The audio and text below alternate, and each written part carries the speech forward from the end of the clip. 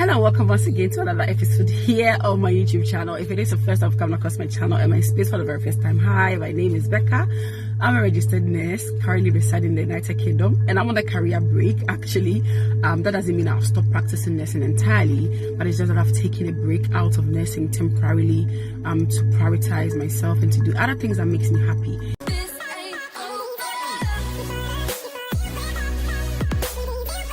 In all honesty, if I had the finances, to keep this going for like a year or two, I would have absolutely taken a break completely from nursing for like 2 years, just go do something else and then come back when I felt like it. But unfortunately, I'm not there yet, so I've taken a temporary career break. I'm hoping to start working maybe early next year. So I have been out of active employment from the end of August. I was off sick. I finished my sick notes. I've been well, but I just decided that, you know what, it's not worth it. Let me just step back, take a career break, and prioritize myself. In today's video, I'm going to be talking about some lessons learned that we can all learn from being nurses, whether you're an experienced nurse, a junior nurse. I've been a nurse for almost 13 years. I graduated in 2012, practiced overseas, and came here. By the grace of God, I've had opportunity to progress and rise to the ranks of my profession, which is not something that I regret doing. And me saying that I have taken a career break doesn't mean that I'm not going to go back, to progressing. Of course, I will progress. Of course, I will be a nurse again. And so, just for those that look up to me, you feel demotivated because I said I have quit nursing without a plan B. I haven't quit nursing entirely. I've just taken a career break, and then without a plan B means at the time I was quitting, I didn't really have a clear-cut focus on my settlement in UK as an immigrant. I wasn't talking about finances because somebody came and said in the comments that why would you quit your job and how are you going to pay your bills? Actually, I haven't asked anybody for money because plan B doesn't mean financial plan B. I didn't say that in the video. I just said a plan B. For me, my plan B was my settlement status, obviously, because that's what keeps me, staying in the UK. And because I'm just very close to getting my settlement, I wouldn't want to see my almost 5 years of hard work just going down the gutters. Honestly, if you work in the UK, one thing you should pray for is an employer that listens to you and also colleagues that support you and make the work environment conducive for you. These are two things that you should really, really pray for. For me, my recent employment that I have left is a lesson learned. I went there for a purpose and God made me deliver. I set the bar so high. I have set track record that are evidence. Nobody can take that from me in my presence or in my absence. My work do speak for me. But these are lessons learned I've learned in all my entire practice in nursing. And the number one of them is that as a nurse, learn to be selfish. Learn to prioritize yourself. Learn to love yourself. It is one thing that we nurses, we do not do. We go and care for people. We go and love onto people. We go and give people the tender loving care that they need to get better, to recover. But we do not do that to ourselves. We do not reciprocate that kindness to ourselves and to our families. Listen, you are replaceable. If anything should happen to you, you will be replaced. If you know me and you know how I work like a robot. I don't know when to stop. I am always on the go. That is the kind of person I am. Until one day I woke up and I felt numbness in my left hand and in my left leg. I was numb. I couldn't feel my left hand and my left leg.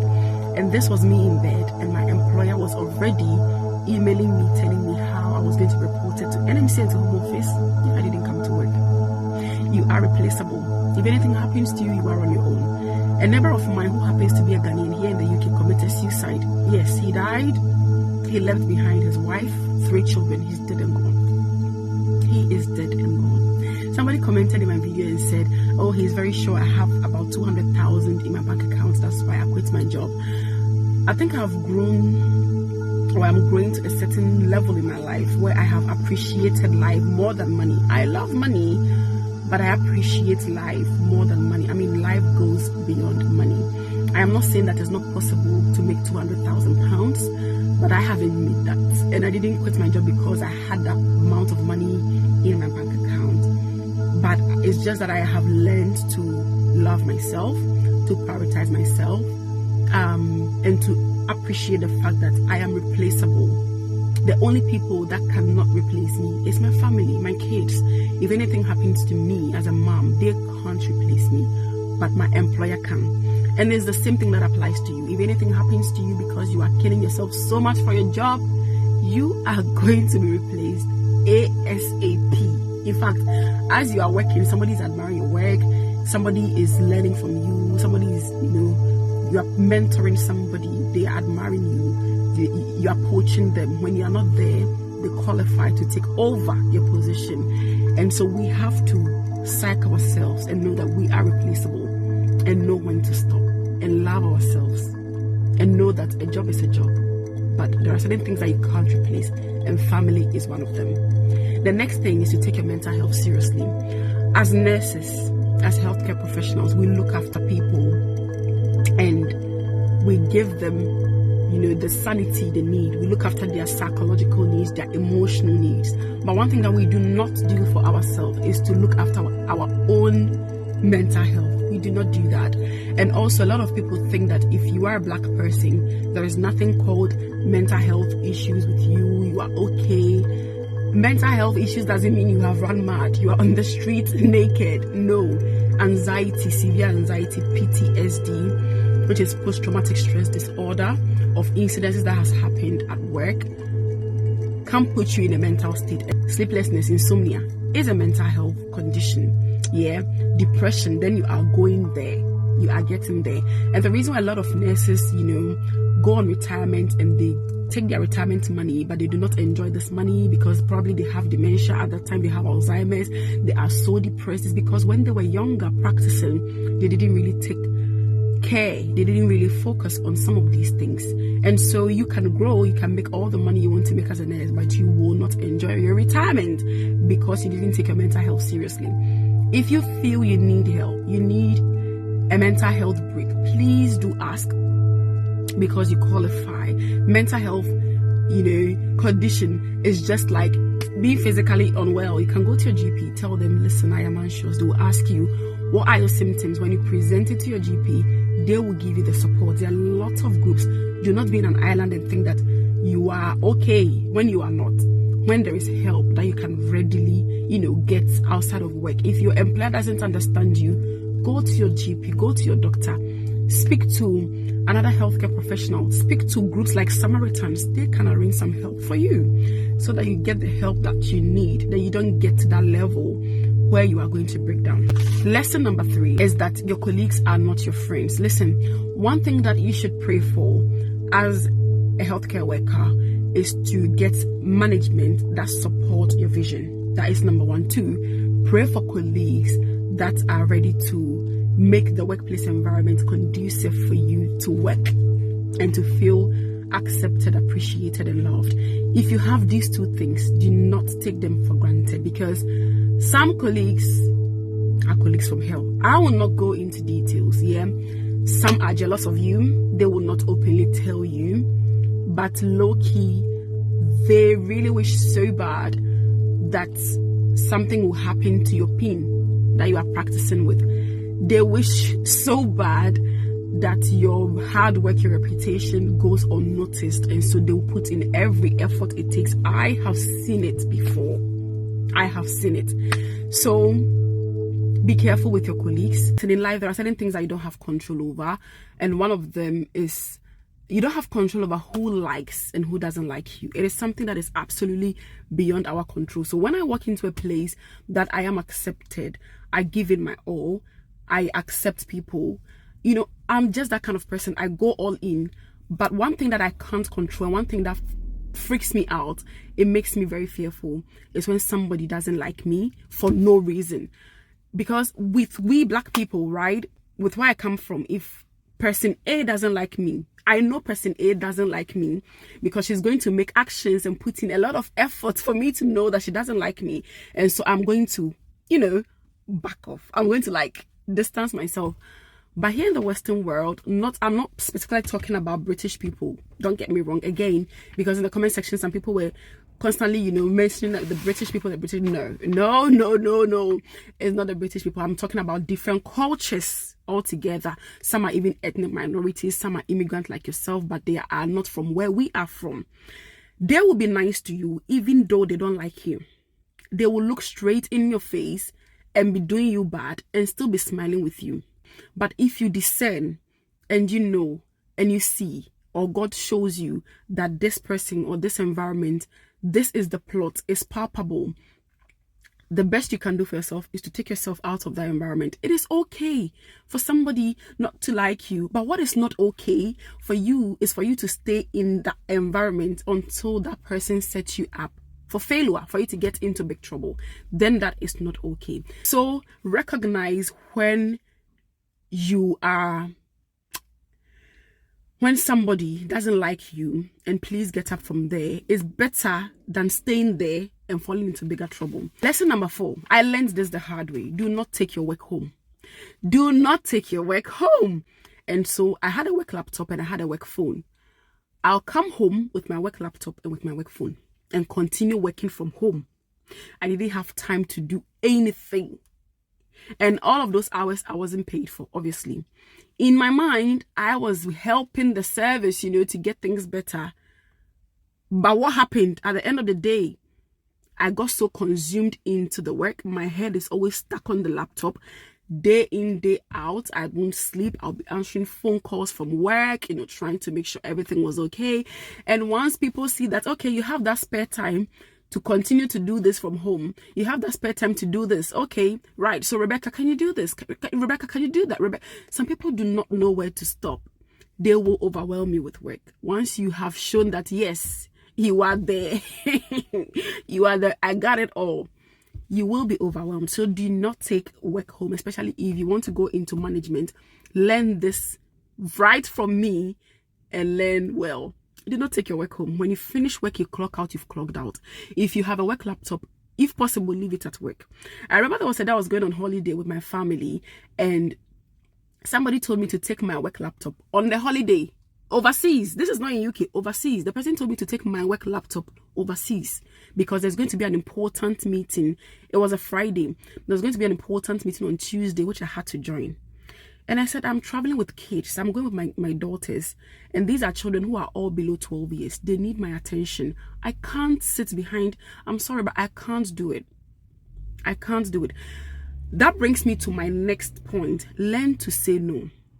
Be intentional about yourself, because sometimes your saying no will be interpreted as rude, will be interpreted as whatever.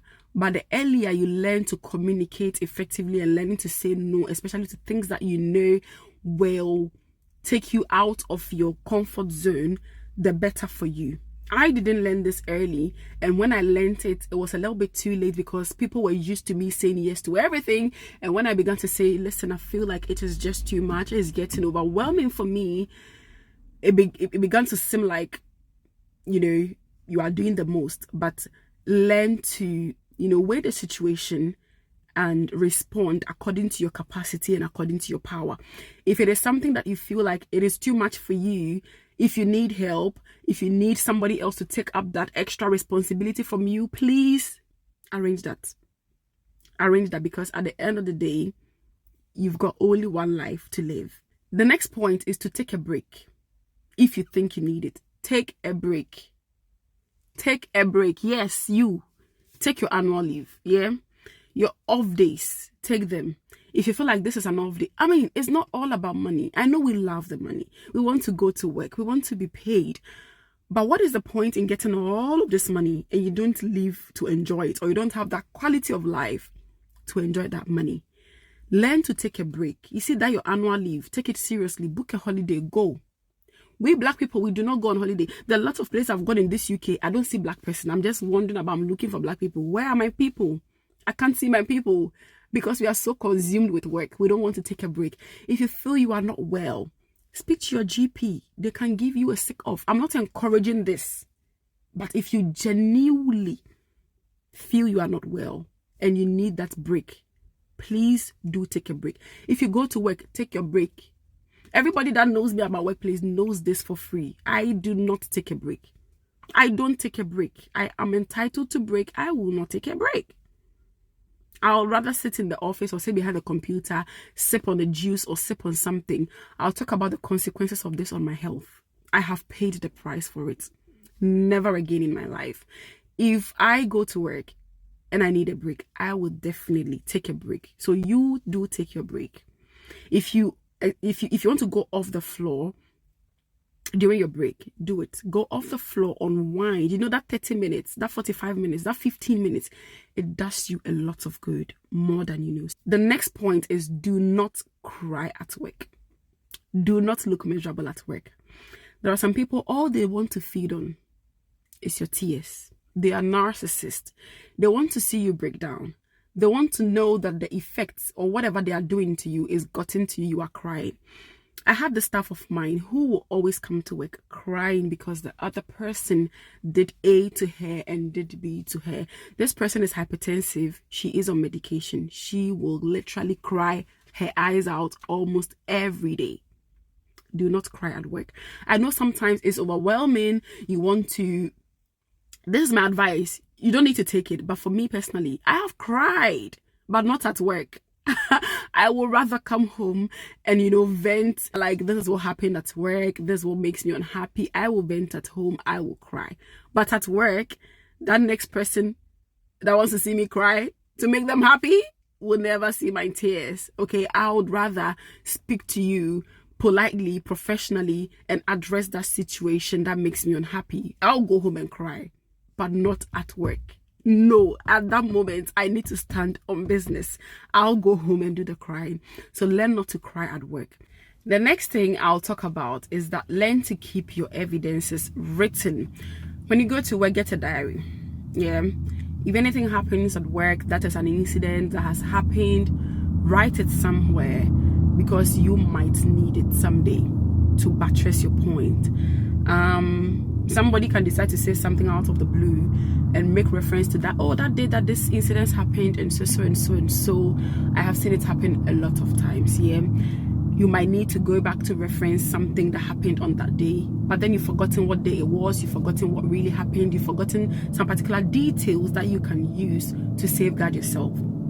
In order not to forget this, have you a diary somewhere where you're keeping record of written things, incidences personally for yourself.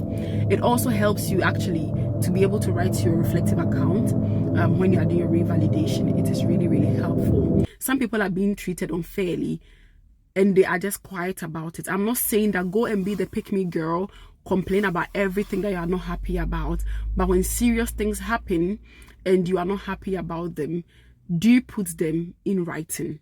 Yeah, do put them in writing, and it is going to be your evidence and also your backbone in case anything happens. They know that you have escalated it. The last but not the least is learn to negotiate your pay.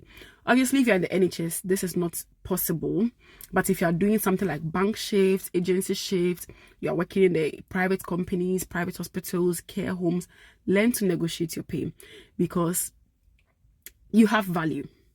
And believe you me, we are all not paid the same. So if you feel like you have a lot of value within you and you bring a lot to the table, learn to negotiate your pay so that at the end of the day, the stress will be worth it. And even if you have to put down your armor of, you know, fighting as a professional or as a nurse for that company, you know that you have made something out of them and you are going to be living comfortably. And so the purpose of this video is just to tell you guys that I haven't made £200,000 before I quit my job. It is just because I have learned to know my worth. I have learned to know my place. I know the value I hold and I know what I bring to the table.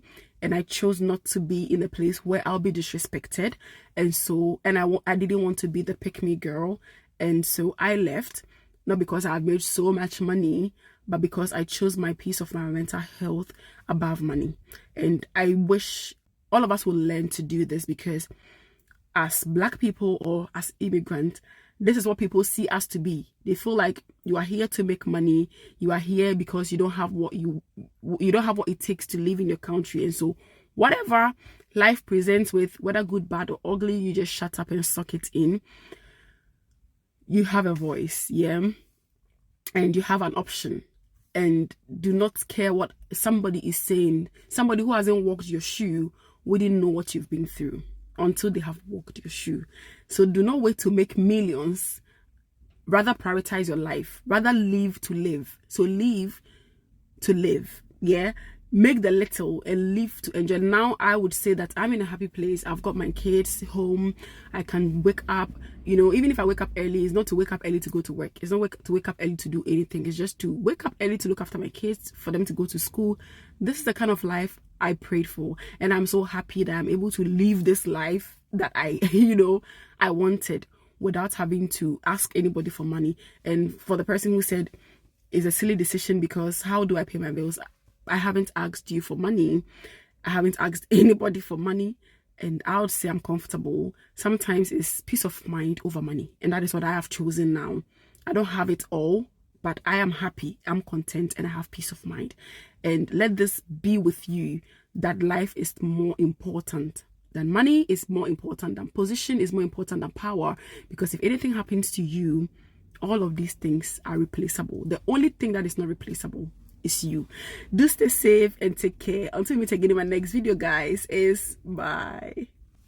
Bye-bye.